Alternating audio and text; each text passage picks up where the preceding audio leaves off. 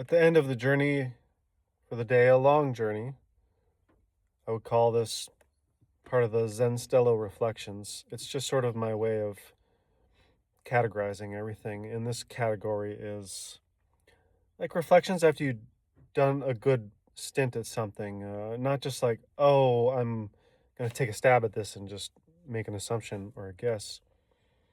But reflections happen after you've engaged with something or someone or whatever for a good stint of time, for a good depth of experience. And that's how I feel today. Sometimes I just do quick walks or quick hikes. Today I just decided to make sort of a long adventure out of it. And that's that. Let's get out of here. Do a little driving. Peaceful driving, calm driving. It kind of resets you as well. I think people get this thing where they're rushing around all the time. And I don't know. I don't know what the real benefit of that is. I mean, you can be on time to places if you just plan ahead. We always want to blame everyone else. Then everyone gets into that scenario where all of a sudden it's a big drama. Okay, I'm gonna throw sunglasses on. There's sun right there. It's beautiful. It's gonna be sunset pretty soon, probably an hour and 15 minutes. The sun will be setting. So it's at that perfect point where it's right in your eyes wherever you go. I love the sun. This is definitely my favorite park. I'm going to have other favorite parks, especially places like Mount Tam and whatever, but it's a longer drive and I really have to commit a full day to it. So it's nice to have some spots that maybe it's just hard enough where you don't have a lot of competition for space. And no offense to everyone, but I'm a seasoned veteran and I like my space, so if I can get it, I'll take it. No big deal. It's fine to share space with other human beings. Try to do it as politely as possible. And, a lot of times when people are out on these trails, they don't really want to have a big conversation. A lot of them, I think, feel similar to me, even if they're with someone, especially people that are a little bit older. They'll just say hi or nod, and sometimes they don't even say hi. They just nod or kind of smile slightly. That's my favorite kind. Ooh, got to watch out for some pedestrians going up here. Give them a nice wave. Hey folks, how you doing? Yeah, they're going. A lot of people in the neighborhood, they'll just kind of walk up to Bartholomew and then walk out. That's the beauty of that place. It's not just a winery, it's also a park. How brilliant was that family so long ago in the 1800s thought, hey, that's a great idea, and we want the future to be like that. People really thought ahead, and that prevents people from doing these different developments, which of course Sonomans they like to keep things the way they are, but progress does have to happen too. And there's a place for everything. It's also nice that things are protected. So personally, I see the benefit of both sides. Reflections. What is the other reflection? To get to the point, so it's not on and on forever, the reflection that I have from doing a really good workout is there's obviously an endorphin rush. Your muscles are sore, you're tired, but you're tired in a good way. It's like you're finally totally relaxed. It's hard to really relax. I mean, check it out sometime. How relaxed are you really in any given moment? A lot of us are very busy and the world is crazy, so I think a lot of us are sort of, even if we're not doing a lot physically, we might be a little bit restless. Not everyone, and it is possible to calm down, and nature's a great help for that. Go out in nature, exercise really, really hard, get tired. You'll be at peace, at least for a little while, at least for probably the rest of the evening, till the next drama happens. And if a drama does happen in the middle of the night, you'll be able to deal with it better because you're in a calmer state. I truly believe that. It's when you're restless and anxious and angry or whatever, or any kind of intense negative emotion, you are not on top of your game to deal with emergencies.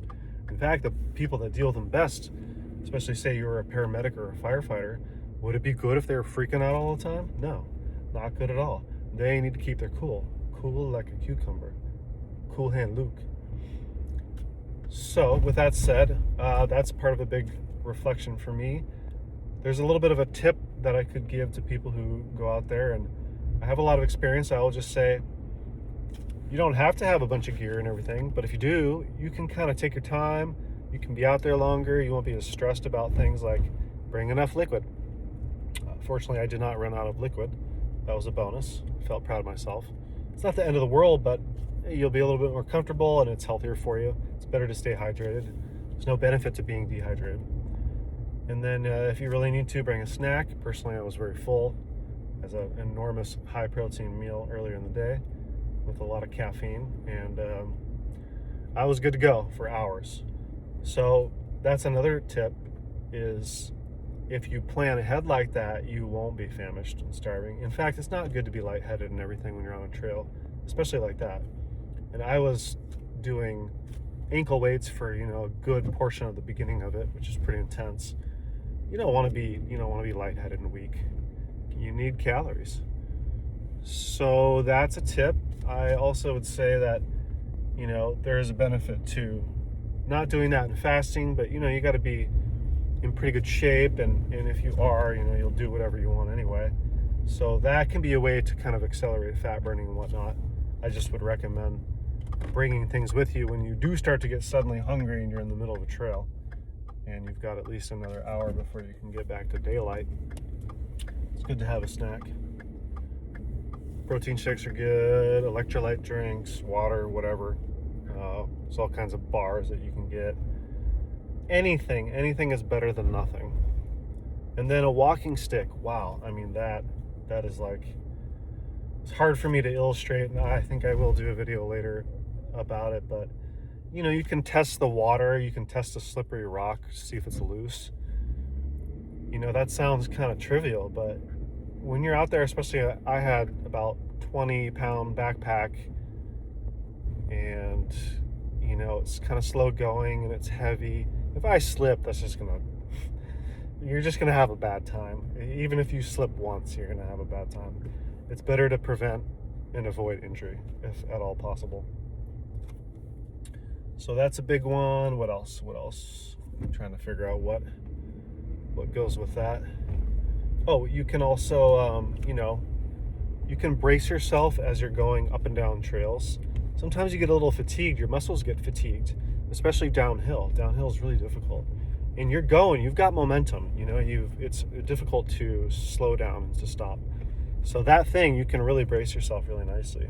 It's fantastic. And going up, it's the inverse of that. You've got something to dig in and to launch yourself up.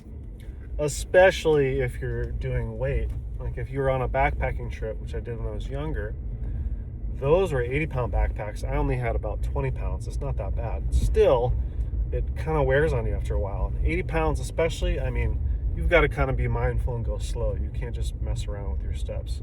So a nice sturdy walking stick is like a lifesaver versus being some kind of a trivial fun thing, which it is, by the way. It is a trivial fun thing as well, because you can kind of just whack dead stuff with it, like dead sticks. If you're that kind of person. I didn't make a video of it, but I did test it out. Because, okay, so, you're on a trail and you have these things that are on the edge of the trail. You got to be kind of careful when you're on those edges. Like if that stick was a dead stump or a dead branch and it collapsed as you were trying to stand on it, you could fall down the side of a cliff. Again, not going to have a good time. You got a lot of weeds and everything down there. There's snakes, all kinds of stuff happens at that point. You kind of want to stay on the trail in general, unless you're a seasoned veteran. Poison oak, all those kind of things. And plus, it's difficult terrain to navigate. It's best, again, you could injure yourself, you could sprain or break a leg or whatever. And if you're out on the trail, all of a sudden, something like that becomes a big drama. Anyways, that's another great tip. Beyond that, I would say always get back before dark. I had plenty of time today, which is another thing. I didn't have to rush because I wasn't near sunset. Only in certain areas of that Miwok Trail were there mountain lion spottings, but that doesn't mean that a mountain lion can't be anywhere on the trail. You understand that that is an animal that is simply hungry, and they eat large things, and you happen to be, and me, something that they would potentially consider eating. So it's best to not encounter them at all, and they only hunt in the evening. So if you're not there in the evening, you have a significant safe advantage to play around and do whatever you want without any kind of worry or fear. And that's pretty much it. Oh, one more thing. I find it helpful, if you have time, to kind of rest. I had a particularly good workout, and I also did weights earlier in the day, so I was pretty zonked after that hike. I just really relaxed for quite a while, a good hour at least. And then I kind of was just screwing around making content, but that wasn't really that physically demanding. And then, some mild stretching and whatnot is very helpful. At least I found it to be helpful. And those are the tips for the day. It was a pleasure serving you all. And I think that we'll move on. Take care. Until next time.